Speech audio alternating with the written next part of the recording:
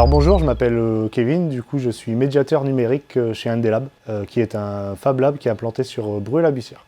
Alors pour moi, un tiers-lieu, c'est un endroit où on partage quelque chose. Alors un tiers-lieu, ça peut être un café associatif, ça peut être un Fab Lab, ça peut être un coworking, mais l'idée principale pour moi, c'est un endroit de rencontre et de partage. Nous, c'est plus un tiers-lieu du coup qui est axé sur le numérique.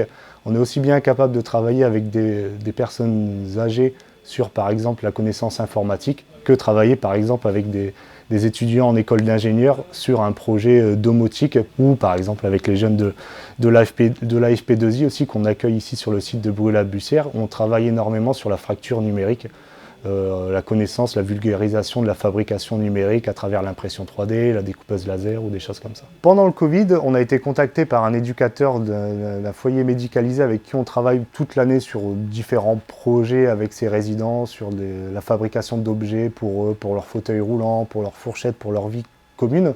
On a été contacté par cet éducateur pour réaliser des masques en impression 3D, parce qu'il avait trouvé un modèle disponible sur Internet en open source.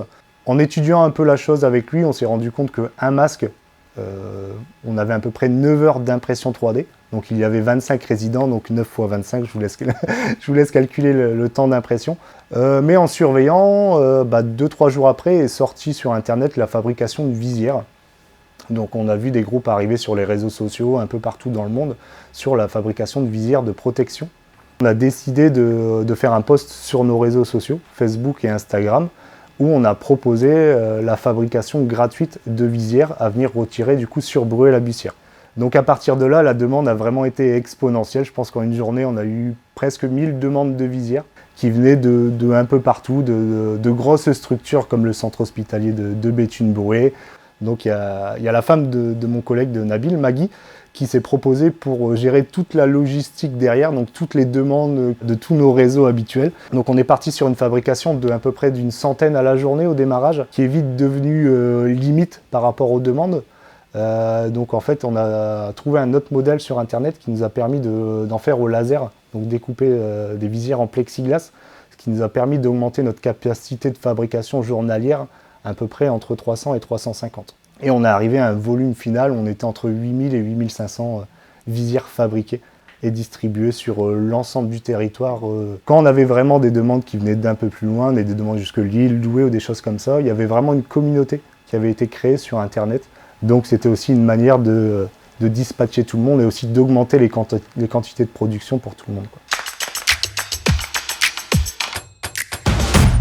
Je pense que le rôle de la collectivité aurait pu être pour cette crise important sur la mise en réseau, soit de compétences, soit d'approvisionnement de matières. Nous, par exemple, l'agglomération nous a envoyé vers un fabricant de plexiglas qui est basé sur Huy, donc à 5 km de Bruay-la-Bussière, où il y avait du stock de plexiglas qu'on lui a racheté, et en plus il nous a offert certaines découpes aussi. Mais je pense que cette compétence de mise en réseau au niveau industriel, au niveau fabrication, approvisionnement, je pense qu'il aurait pu être encore plus multiplié. Par exemple, il y a un moment où nous on cherchait énormément, c'était des élastiques. On n'en trouvait plus nulle part, Amazon, les magasins, les merceries étaient dévalisées. Et je pense c'est peut-être trop, mais une base de données sur ce genre de crise qui devrait être là, d'utilité publique presque. On en a énormément parlé sur la fabrication de masques, après sur l'utilité de relocaliser des usines de fabrication, mais je pense que ça aurait pu être important de localiser des choses. Nous d'habitude notre plexiglas on l'achète sur internet, et ben maintenant on sait qu'on a un distributeur qui est juste à côté de chez nous. Je pense qu'aussi ça montre aussi l'intérêt d'un Fab Lab, d'un lieu comme ici où on peut fabriquer des choses. Peut-être que des fois les gens ils nous prennent un peu pour des fous à faire joujou avec des imprimantes 3D, imprimer des Batman, des Pikachu, faire de la décoration pour Noël avec le laser. Mais ça montre bien aussi notre force de réactivité. Ça veut dire qu'en une journée on était capable d'imprimer 100 visières pour le territoire vraiment localisé, quoi, et pour une utilité vraiment publique.